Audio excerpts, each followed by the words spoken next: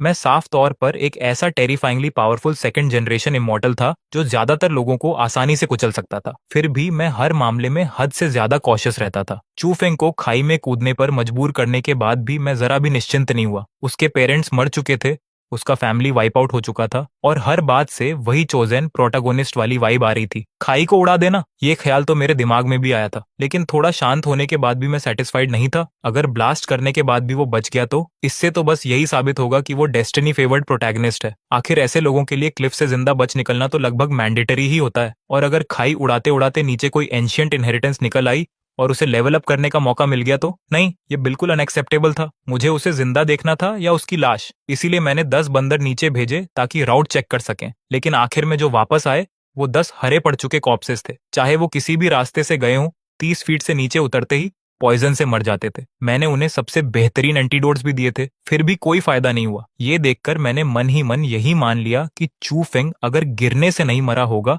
तो पॉइजन से जरूर मर जाएगा। लेकिन फिर भी एक प्रॉब्लम रह जाती थी, उसके पेरेंट्स मर चुके थे, मैं उसे यहाँ तक चेस करके लाया था और मेरे फुल असॉल्ट के बावजूद उसे खाई में कूदने का मौका मिल ही गया। ऐसी किस्मत किसी नॉवल के प्रोटैगनिस्ट जैसी ही लगती थी। अगर स्टोरी यूजुअल वे में चली तो नीचे उसे कोई इनक्रेडिबल अपॉर्चुनिटी मिल जाएगी और फिर वो रिवेंज लेने वापस लौटेगा। मैं ऐसा होने नहीं दे सकता था। थोड़ी देर सोचकर मैंने अपने ट्रस्टेड सबॉर्डिनेट को आदेश दिया, बाई चंशो को तुरंत बुलाओ और नीचे वाले पॉइजन का एंटीडोट बनवाओ। खाई के नीचे के सारे एग्जिट सील कर दो, अंदर जाने दो, बाहर नहीं निकलने देना। जो भी बाहर निकलने की कोशिश करे उसे मार डालो। ऊपर खाई के किनारे ट्रैप्स और पॉइजन भी बिछा दो। अगर चू फेंक किसी तरह जिंदा ऊपर चढ़ आया तो उसकी मौत यहीं तय कर दो। लेकिन इतने पर भी मुझे लगा कि अभी भी पर्याप्त नहीं है, इसलिए मैंने एमओइन की तरफ मुड़कर कहा, जांगफंग प्रिमिटिव फॉरेस्ट के सारे सिविलियंस को तियंडी सेलर में शिफ्ट कर दो। एक भी पीछे नहीं छूटना चाहिए। जो कोई जाने से मना करे उसे बेहोश करके उठा लाओ। बहस में समय मत बर्बाद करना, क्योंकि यूजुअल प्रोटैगनिस्ट स्क्रिप्ट में क्लिफ से गिरने के बाद हीरो को अक्सर कोई खूबसूरत वुमन बचा लेती है, फिर वो ठीक होता है, डिवाइन टेक्निक्स पाता है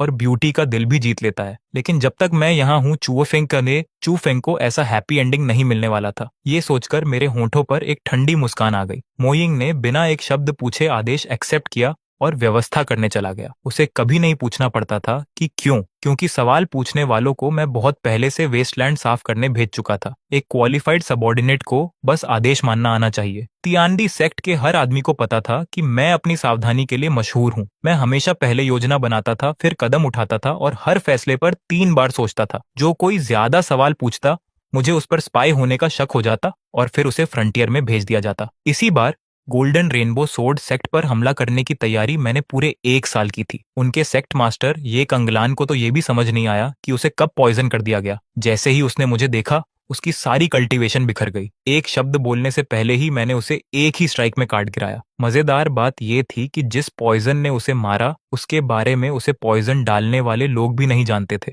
हर सिंगल पॉइजन अलग से हार्मलेस था, लेकिन जब वो उसके बॉडी में 1 साल तक मिक्स होते रहे और मेरे साथ मौजूद एक स्पेशल फ्रेग्रेंस से रिएक्ट हुए तो वो बेहद घातक टॉक्सिन बन गए। वो मिरेक्युलस पॉइजन मेरे अच्छे दोस्त बाई क्विंशो ने तैयार किया था। सब कुछ सेट करने के बाद मैं गोल्डन रेनबो स्वॉर्ड सेक्ट पहुंचा। मेरे सबोनर्डिनेट्स बैटलफील्ड को बड़ी ऑर्डरली तरह से साफ कर रहे थे। लाशें भी एकदम नीटली लाइन में रखी जा चुकी थीं, लेकिन चारों तरफ देखकर मेरा मूड तुरंत खराब हो गया। पास ही महिलाओं का एक ग्रुप था। कोई बस खाली आंखों से सामने देख रही थी, कोई बेकाबू होकर रो रही थी और कोई बेवजह हंस रही थी। मैं एक्सप्रेशनलेस होकर वहां गया। उस एरिया का स्क्वाड लीडर मेरा चेहरा देखकर तुरंत दौड़कर आया। कल्ट लीडर, ये महिलाएं गोल्डन रेनबो सोर्ड सेक्ट की डंजन से बचाई गई हैं। इनकी इमोशंस बहुत अनस्टेबल हैं और कुछ तो मेंटली कंफ्यूज भी लग रही हैं, इसीलिए हम इन्हें प्रॉपर लाइन में नहीं खड़ा कर पाए। मैंने उसे घूरकर डांटा, तुम मूर्ख हो क्या?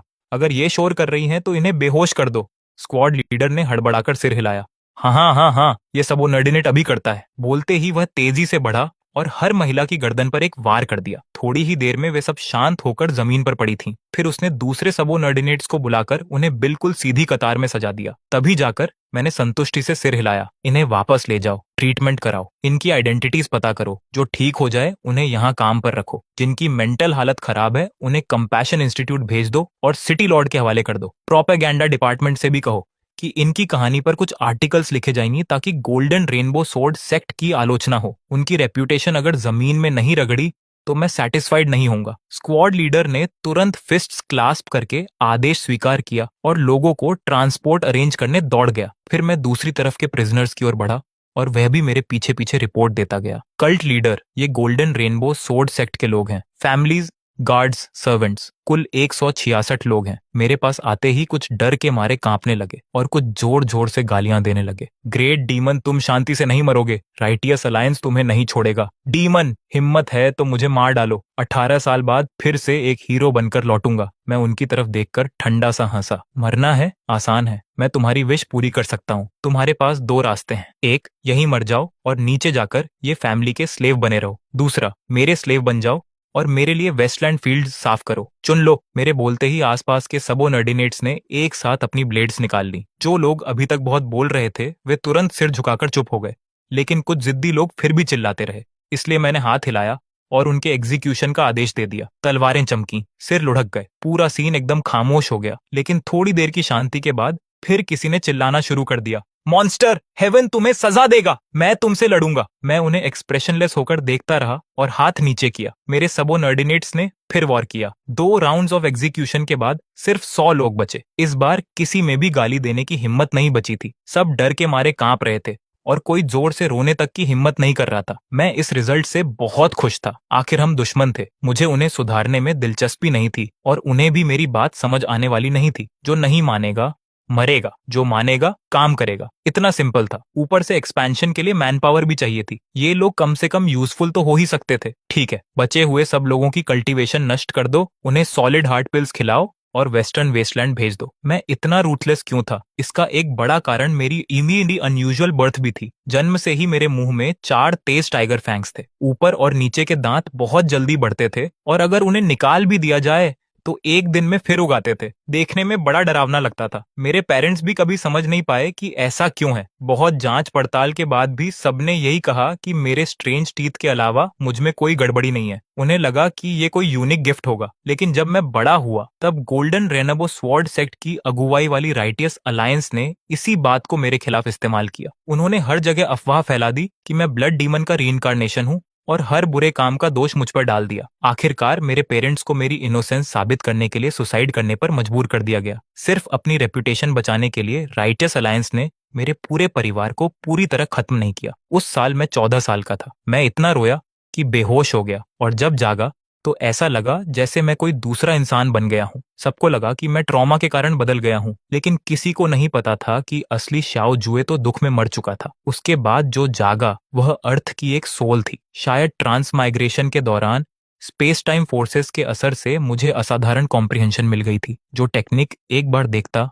उसे तुरंत सीख लेता। जो भी मूव मेरे खिलाफ चलता मैं उसे अपनी टेक्निक बना लेता। इसी वजह से मैं सिर्फ 4 साल में सेकंड रेट मार्शल आर्टिस्ट से पियरलेस एक्सपर्ट बन गया। लेकिन कॉम्प्रिहेंशन के लिए भी फाउंडेशन चाहिए होती है। सिर्फ नॉवेल्स पढ़कर रातों रात इमॉर्टल नहीं बना जा सकता था। ग्रेट झाओ डायनेस्टी में इस वक्त origin, infant, 7th level experts की संख्या 10 से भी कम थी। हिडन एक्सपर्ट्स हों तो मुझे नहीं पता था, लेकिन मुझे भरोसा था कि मैं किसी भी एक को सामने की लड़ाई में हरा सकता हूँ। 2 के खिलाफ भी मैं डिसएडवांटेज में नहीं रहता और अगर फेयर फाइट की जरूरत ना हो तो उनमें से कोई भी मेरे सामने टिकता नहीं। आखिर जो भी मेरे साथ ड्यूएल तय करता मैं पहले ही उसे पॉइजन दे देता था। मैं ऑलरेडी विलेन था, ऑलरेडी डीमन था। मुझे राइचस सेक्स के रूल्स फॉलो करने की कोई जरूरत नहीं थी। दूसरी तरफ गोल्डन रेनबो सोर्ड सेक्ट से स्पिरिट पिल्स और ट्रेजर्स के ढेर बाहर लाए जा रहे थे। स्टीवर्ड ओल्ड जोंग दर्जनों अकाउंटेंट्स के साथ बैठकर सब कुछ रजिस्टर और काउंट कर रहा था। मुझे देखते ही वह जल्दी से बो करने आया। मैंने सिर हिलाया और उसके चेहरे पर पसीना देखकर बोला, ओल्ड जोंग, ये काम सर्वेंट्स को करने दो।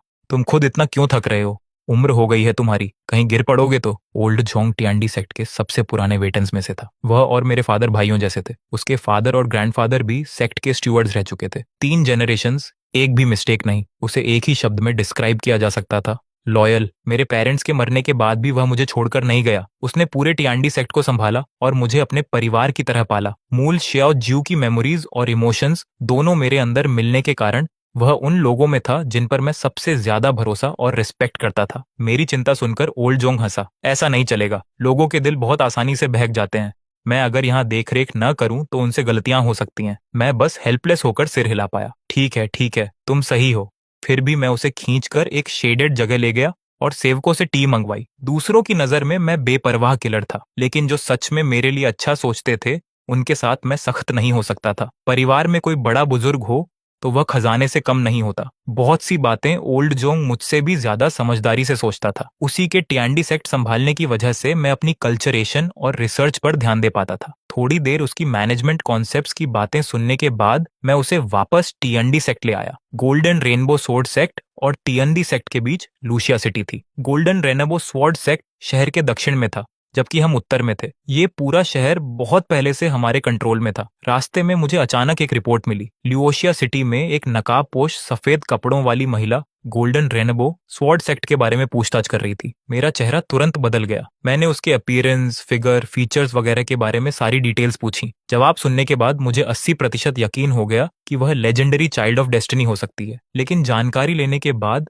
वह एकदम गायब हो गई थी, जैसे दुनिया से मिट ही गई हो। इससे मैं बहुत अनईजी हो गया। मैंने ओल्ड जोंग से विदा ली और डेथ क्लिफ की ओर दौड़ पड़ा। उस वक्त तक मेरे कहने के अनुसार ट्रैप्स और पॉइजन पहले ही बिछाए जा चुके थे। फिर भी मेरी भौहें तनी हुई थीं। मोइंग, मिस्टर बाई की कोई खबर आई? कल्ट लीडर को रिपोर्ट है। मिस्टर बाई कह रहे हैं कि डेथ क्लिफ के नीचे का पॉइजन बेहद यूनिक है। उसका मैचिंग एंटीडोट बनाने में 3 दिन लगेंगे। वह अभी मटेरियल्स कलेक्ट करने में लगे हैं। मैंने सिर हिलाया और बॉटमलेस अबिस की तरफ देखा। इन 3 दिनों में कोई ये गारंटी नहीं दे सकता था कि चू फेंग किसी और अपॉर्चुनिटी से नहीं बच निकलेगा। 20 एलिट डिसाइपल्स भेजो, उन्हें 4 ग्रुप्स में बांटो, हर ग्रुप में 5 लोग हों। 4 अलग अलग डायरेक्शन से डेथ क्लिफ के आसपास पेट्रोल करो। कुछ भी अनयूजुअल हो तुरंत रिपोर्ट करना। खास तौर पर ध्यान रखना कि कहीं सफेद कपड़ों वाली कोई वुमन तो नहीं। जी, ये सबॉर्डिनेट अभी व्यवस्था करता है। मो यिंग के जाने ही वाला था कि मैंने फिर उसे रोक लिया। रुको, उन्हें लेटेस्ट सोल चेसिंग पाउडर भी दे दो। अगर कोई संदिग्ध मिले तो पहले पॉइजन करो, फिर सवाल पूछो। और उन्हें बता दो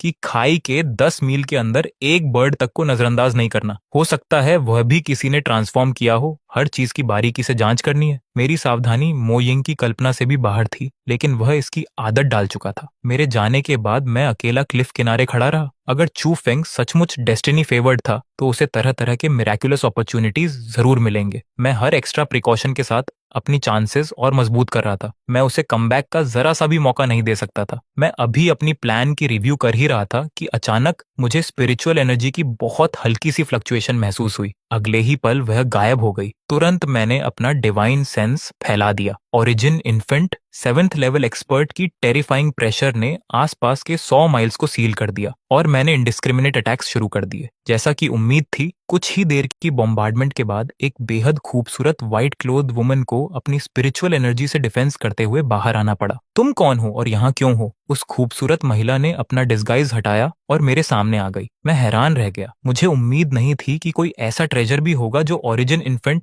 7th लेवल एक्सपर्ट की नजर से पूरी तरह छिप सके। सु चिंगयान ने मुझे घूरा। उसकी आंखों में सरप्राइज, एंगर और एक हल्की सी कंफ्यूजन थी। तुम श्याओ जू हो, वही जिसे राइटियस अलायंस ब्लड डीमन का रिकॉग्निसेंस कहती है। मैं ठंडी मुस्कान के साथ बोला। और तुम राइटियस अलायंस की हर बात मान भी लेती हो? सच सच बताओ, तुम यहाँ क्यों आई हो? उसे पता था कि मुझसे झूठ नहीं छिप सकता, इसलिए उसने शांत स्वर में कहा, मैं सन मून डिवाइन कल्ट की होली मैडेन हूँ। मैं बस ये जानने आई थी कि गोल्डन रेनबो स्वॉर्ड सेक्ट रातों रात कैसे खत्म हो गया। तो सच में वही थी। सन मून डिवाइन कल्ट पूरे कॉन्टिनेंट की सबसे पुरानी और सबसे ताकतवर फोर्सेस में से एक था। तियांडी सेक्ट जैसी फर्स्ट रेट फोर्स भी उनसे आसानी से पंगा नहीं लेती थी। तो तुम वही लेजेंडरी चाइल्ड ऑफ डेस्टिनी हो?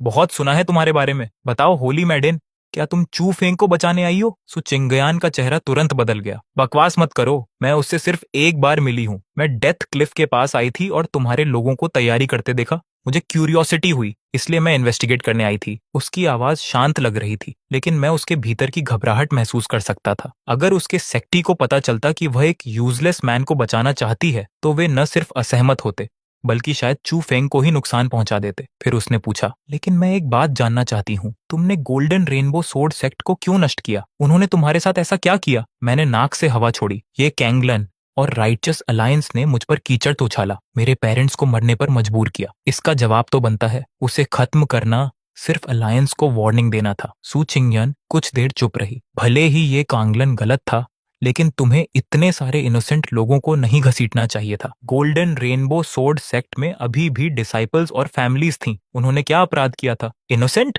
मैं ठंडे स्वर में बोला। वे राइचस अलायंस से मिलने वाले फायदे उठाते थे, तो कॉन्सिक्वेंसेस भी उन्हें ही झेलने चाहिए। अगर मैं पहले से कॉशियस होकर तैयारी न करता तो आज मरने वाले मैं और मेरे लोग होते। मेरी आवाज और ठंडी हो गई। अगर और कोई बात नहीं है होली मेडन, तो आप जा सकती हैं। मैं तो बस ये सुनिश्चित करना चाहता हूँ कि चू फेंग की मौत बिना कब्र के हो। उसकी आंखों में एक अजीब सी चमक आई। वह पहले चुपचाप चू फेंग को रेस्क्यू करना चाहती थी, लेकिन अब जब मैंने उसका इरादा पकड़ लिया था, तो फाइट में वह मुझसे हारती ही। उसकी उंगलियां तलवार की मूठ पर कस गईं। शाओजुए, अगर तुम चू फेंग को छोड़ने और ये बात गुप्त रखने को तैयार हो, तो मैं तुम्हारी एक कंडीशन मान लूंगी। कुछ भी, बस जो मैं कर सकूं। मेरे चेहरे पर तिरस्कार भरी मुस्कान आ गई। सन मून डिवाइन कल्ट की होली मेडन एक मामूली से नोबडी के लिए झुकने को तैयार है। तुम्हें पता है, अगर ये बात फैल गई तो पूरा कॉन्टिनेंट हंस पड़ेगा। मेरी आंखें तेज हो गईं। या फिर तुम्हें लगता है कि मैं तुम्हारी खोखली बातों पर भरोसा कर लूंगा? उसने गहरी सांस लेकर अपमान को दबाया। मैं सुचिंग्यान सन मून डिवाइन कल्ट के नाम पर कसम खाती हूँ, अगर तुम चू फेंग को छोड़ दोगे तो मैं अपनी प्रॉमिस पूरी करूंगी और कभी पीछे नहीं हटूंगी। अगर तुम्हें मुझ पर भरोसा नहीं है, तो मैं अपनी सोल का एक हिस्सा छोड़ सकती हूँ। अगर मैंने वादा तोड़ा तो इस जीवन में ग्रेट डाउ हासिल नहीं कर पाऊंगी। मेरी आंखों में थोड़ी सी सरप्राइज झलकी, फिर तुरंत सस्पिशन ने उसकी जगह ले ली। तुम इतना सैक्रिफाइस करने को तैयार हो, या बस मुझे थोड़ी देर के लिए स्टेबलाइज कर रही हो ताकि बाद में मौका मिलते ही मुझे धोखा दे सको? थोड़ी देर की खामोशी के बाद उसने एक जेड पेंडेंट निकाला और अपनी सोल की एक स्ट्रैंड उसमें सील कर दी। मैंने वह पेंडेंट ले लिया और उसकी पैटर्न्स पर उंगलियां फेरते हुए उसे देखा। इसे अपने पास रखकर मैं उस पर लेवरेज पा सकता था, लेकिन फिर भी मैं पूरी तरह भरोसा नहीं कर रहा था। एक सिंसियर कॉम्प्रोमाइज के पीछे भी कोई गहरी स्कीम छिपी हो सकती थी। ठीक है, अब मैं एक और कंडीशन जोड़ता हूँ जिससे मुझे भरोसा रहे। अगले 10 साल तक चू फेंग मेरी पर्सनल सुपरविजन में रहेगा। यह सुनते ही सू चिंगयान का शरीर थोड़ा सख्त हो गया, लेकिन जब उसने खाई के नीचे चू फेंग की अनिश्चित फेट के बारे में सोचा, तो उसने दांत भींचकर सिर हिला दिया। ठीक है, मैं मानती हूँ, लेकिन तुम भी वादा करो कि उसे नुकसान नहीं पहुंचाओगे और हमारे बीच का एग्रीमेंट किसी को नहीं बताओगे। मैं मुस्कुराया। मैं यह वादा कर सकता हूँ कि मैं पहले उस पर हमला नहीं करूंगा, लेकिन अगर चू फेंग खुद बेवकूफी करके मेरे सामने ट्रबल लेने आए, तो मैं नरमी नहीं दिखाऊंगा। मैं कॉशियस हूँ, लेकिन कोई मुझे सॉफ्ट टारगेट नहीं बना सकता। उसके चेहरे पर राहत आ गई। जब तक मैं चू फेंग का एक्टिवली पीछा नहीं करता, उसकी एबिलिटीज अंततः उसे लुओक्सिया सिटी से बाहर निकलने का मौका दे देंगी। ठीक है, उसने धीरे से कहा। मैं संतुष्ट होकर बैरियर हटा देता हूँ और मोइंग को इशारा करता हूँ। एंटीडोट बनते ही लोगों को खाई के नीचे भेजो और पता करो कि चू फेंग अभी जिंदा है या नहीं। अगर है तो अभी उसे मत चौंकाना। मेरी आगे की इंस्ट्रक्शंस का इंतजार करना। मोइंग ने आदरपूर्वक आदेश मान लिया। सू चिंगयान ने बॉटमलेस अबिस की तरफ देखा। उसकी आंखों में चिंता साफ झलक रही थी। मैं अनजाने में पत्थर पर उंगलियां बजाने लगा। उसकी यह कॉम्प्रोमाइज अजीब तो लग रही थी, लेकिन मुझे उसमें कोई फ्लॉ नहीं मिल रहा था। उम्मीद है तुम मुझे डिसअपॉइंट नहीं करोगी होली मेडन। साथ ही मैं पहले ही ये प्लान करने लगा था कि सू चिंगयान को लेवरेज की तरह इस्तेमाल करके चू फेंग को खत्म करने का एक और मौका कैसे बनाया जाए। आधे दिन बाद एमोइंग वापस आया। वह पैदल नहीं लौट रहा था। वह एक ह्यूमन शेप्ड बंडल को लेकर आया था, जो स्पेशली क्राफ्टेड फिशिंग नेट में कसकर लिपटा हुआ था। कल्ट लीडर,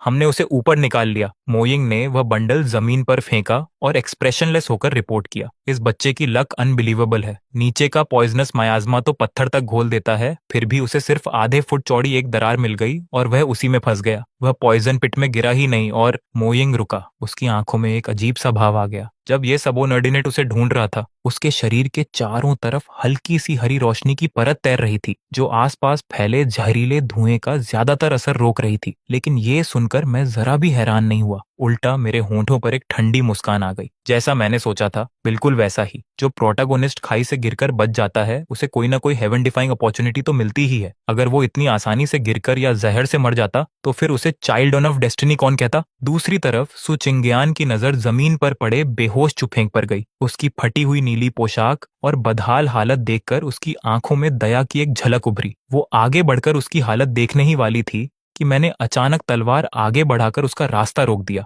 इतनी जल्दी क्या है होली मेडन? इस लड़के के शरीर पर कुछ अजीब चीज छिपी हो सकती है। वो हरी रोशनी किसी राइचस टेक्निक की भी नहीं लगती। और सबसे जरूरी बात, मुझे पहले इसकी प्रिजन इनटेक इंस्पेक्शन करनी है। तुम एक लड़की हो, ये सब देखना तुम्हारे लिए ठीक नहीं होगा। सो चिंगयान एक पल के लिए जड़ हो गई। Prison intake inspection? लेकिन मैंने उसकी बात को पूरी तरह इग्नोर कर दिया और सीधे मो यिंग की तरफ मुड़ गया। ध्यान से सुनो। पहला, इसके शरीर पर सिर्फ एक अंडरवेयर रहने दो। दूसरा, इसके शरीर का एक एक बाल साफ कर दो। मुझे नहीं चाहिए कि कहीं पॉइजन या मिनिएचर वेपन छिपा हो। तीसरा, इसका मुंह, कान, नाक और हर हिडन प्लेस चेक करो। स्टोरेज रिंग्स, सीक्रेट स्क्रोल्स या कोई भी सस्पिशियस चीज छूटनी नहीं चाहिए। चौथा, इसके शरीर पर जो भी एक्सेसरी है सब उतार लो, चाहे वो लाल धागा हो या काला मन का, अगर उसके शरीर से जुड़ा है तो निकाल दो। पांचवा, ये सब होने के बाद इसे मेरे specially designed wind chime shackle से बांधो और एक कटोरा स्पिरिट डिस्पर्शन सूप जबरदस्ती पिला दो। सो चिंगयान मुझे ऐसे देख रही थी जैसे उसने कोई राक्षस देख लिया हो। उसका चेहरा कभी लाल पड़ रहा था तो कभी सफेद। श्याओ जू, तुम इसकी बेइज्जती कर रहे हो। मैंने पूरी गंभीरता से उसकी तरफ देखा। होली मेडन, तुम गलत समझ रही हो। इसे ह्यूमिलिएशन नहीं, सेफ्टी इंस्पेक्शन कहते हैं। मार्शियल वर्ल्ड में कितने एक्सपर्ट्स सिर्फ एक मामूली रिंग को इग्नोर करके अंत में पलटवार में मारे गए हैं, इसका कोई हिसाब नहीं। मैं बस सबकी सेफ्टी का ध्यान रख रहा हूँ। लगभग 15 मिनट बाद गहरी बेहोशी में डूबा चू फेंग मेरे सामने लाया गया। उसके बगल में एक ट्रे रखी थी जिसमें उसकी सारी बैलेंसिंग्स जमा थी। मेरी नजर चांदी के टुकड़ों और साधारण पिल्स पर बस एक पल के लिए गई, फिर सीधे एक साधारण से काले आयरन रिंग पर टिक गई जो देखने में पूरी तरह बेकार लग रही थी। मिल गया। मेरे मन में ठंडी हंसी गूंज उठी। मैंने उसे हाथ से छूने की भी जहमत नहीं उठाई। स्पिरिचुअल एनर्जी से उसे हवा में उठाया और सीधे 10,000 ईयर मिस्टिक आइस से बने एक बॉक्स में फेंक दिया। उस बॉक्स पर 81 लेयर्स की सीलिंग टैलिस्मन्स लगी हुई थी। मो यिंग, इस बॉक्स को टियांडी सेक्ट हेडक्वार्टर्स के नीचे मौजूद स्पिरिटलेस पूल में फेंक दो। 2 ओरिजिन इन्फेंट एल्डर्स 24 घंटे इसकी निगरानी करेंगे। अंदर से चाहे किसी के दादा की आवाज आए, किसी एंसेस्टर की आवाज आए या कोई स्पिरिट सुप्रीम कल्टीवेशन टेक्निक देने का वादा करे, किसी भी हालत में इसे खोला नहीं जाएगा। तभी चू फेंग धीरे धीरे होश में आने लगा। आंखें खुलते ही उसने सबसे पहले मुझे अपने सामने खड़ा देखा। शाओ जुए, तुम दानव हो, मारना है तो मार दो, यातना देनी है तो दे दो, लेकिन इस तरह बेइज्जती करना कैसी ताकत है। उसकी हालत बेहद कमजोर थी, लेकिन उसकी आंखों की आग अभी भी बुझी नहीं थी। सचमुच एक स्टैंडर्ड प्रोटैगोनिस्ट की तरह जिसकी बैकबोन कभी नहीं टूटती। फिर अचानक उसकी नजर सो चिंग्यान पर पड़ी और उसकी आंखें ऐसे चमक उठी जैसे उसने कोई उद्धारकर्ता देख लिया हो। मिस चिंग्यान, आप सनमून डिवाइन कल्ट की होली मैडन है। आप राइटनस की मिसाल है। मुझे बचाइए, इस दानव को मार दीजिए। अगर मैं आज बच गया तो एक दिन मैं चुप। मैंने उसकी बात पूरी होने से पहले ही काट दी। फिर उसके सामने जाकर ऊपर से नीचे तक उसे देखा और होंठों पर व्यंग्य भरी मुस्कान आ गई। चू फेंग, क्या तुम्हें लगता है कि होली मेडन को देखकर तुम्हारे अंदर कॉन्फिडेंस आ गया है? मैंने सिर घुमाकर सू चिंग्यान की तरफ देखा। होली मेडन ये चाहता है कि तुम मुझे मार दो। हमारे एग्रीमेंट की खातिर क्यों ना तुम खुद इसे पूरी सिचुएशन समझा दो। सू चिंग्यान ने गहरी सांस ली और आगे बढ़ी। उसकी आवाज शांत लेकिन ठंडी थी। चू फेंग, जिंगहोंग सोर्ड सेक्ट की घटना के बाद कल्ट लीडर शाओ तुम्हारी जान बख्शने को तैयार हुआ है, लेकिन अगले 10 साल तक तुम्हें टीएनडी सेक्ट के अंदर रहना होगा। मैं तुम्हारे लिए इससे बेहतर रिजल्ट हासिल नहीं कर सकी। ये सुनते ही चू फेंग ऐसा लग रहा था जैसे उस पर बिजली गिर गई हो। तुमने इसके साथ डील कर ली। तुम एक डीमन के साथ समझौता कैसे कर सकती हो? कहीं ऐसा तो नहीं कि तुम भी इससे डर गई हो? नहीं, ये नामुमकिन है। तुम होली मेडन हो। तुम्हें मर जाना चाहिए था, लेकिन झुकना नहीं चाहिए था। उसके चेहरे पर ऐसा भाव था मानो पूरी दुनिया ने जस्टिस को धोखा दे दिया हो। ये देखकर मैं खुद को हंसने से नहीं रोक पाया। कमाल है, सचमुच चाइल्ड ऑफ डेस्टिनी कहलाने के लायक हो। तुम जैसे लोग हमेशा सोचते हो कि पूरी दुनिया तुम्हारे चारों तरफ घूमनी चाहिए। तुम्हें बचाना सबकी जिम्मेदारी है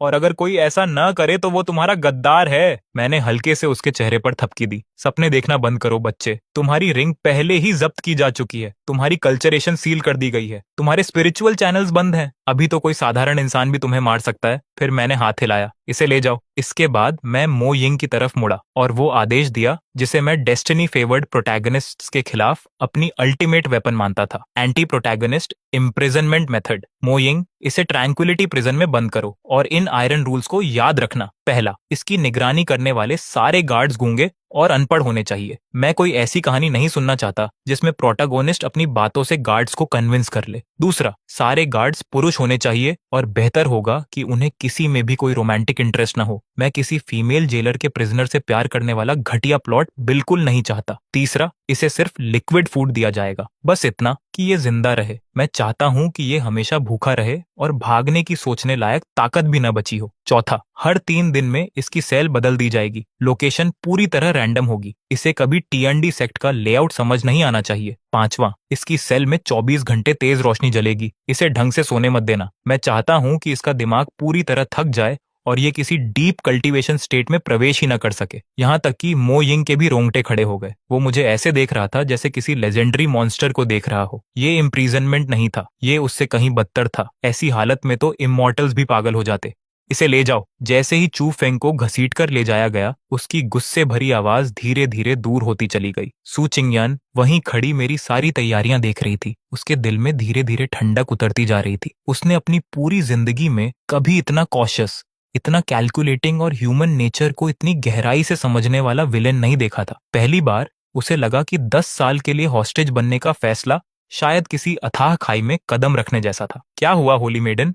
क्या तुम्हें लगता है कि मैं बहुत क्रूअल हूं? मैं उसकी तरफ मुड़ा और फिर से वही रिफाइंड और एलिगेंट मुस्कान चेहरे पर ले आया। यहां तक कि मैंने रूमाल निकालकर वो हाथ भी साफ किया जिससे अभी कुछ देर पहले चू फेंग के चेहरे को छुआ था। कुछ पल की खामोशी के बाद उसने सिर हिलाया। जीतने वाला ही इतिहास लिखता है। बस तुमने उसकी कल्टीवेशन खत्म कर दी, उसे पावरलेस बना दिया। फिर भी तुम एक साधारण रिंग से इतना क्यों डर रहे हो? मैंने हाथ पोंछना बंद किया और उसकी तरफ देखा। मेरी आंखें अचानक बेहद गहरी और डरावनी हो गईं। होली मेडन, क्या तुम्हें पता है विलेंस हमेशा क्यों हारते हैं? क्यों? क्योंकि उन्हें लगता है कि जीत तय हो चुकी है और फिर वे दिखावा करने लगते हैं। मैंने रूमाल को स्पिरिचुअल फायर से राख बना दिया और धीमी आवाज में कहा, लेकिन मैं सिर्फ एक तरह के दुश्मन पर भरोसा करता हूँ, जो पूरी तरह मर चुका हो। अगर मैंने तुमसे वादा किया है कि चू फेंग 10 साल जिंदा रहेगा, तो मैं यह भी सुनिश्चित करूंगा कि उन 10 सालों में उसे दोबारा उठ खड़े होने का 1% मौका भी न मिले। इतना कहकर मैं डेथ क्लिफ के नीचे फैले बादलों के समुद्र को देखने लगा। लेकिन मेरे दिमाग में एक और समस्या घूम रही थी। चू फेंग तो फिलहाल संभाल लिया गया था, लेकिन उस रिंग के अंदर छिपा ओल्ड मॉन्स्टर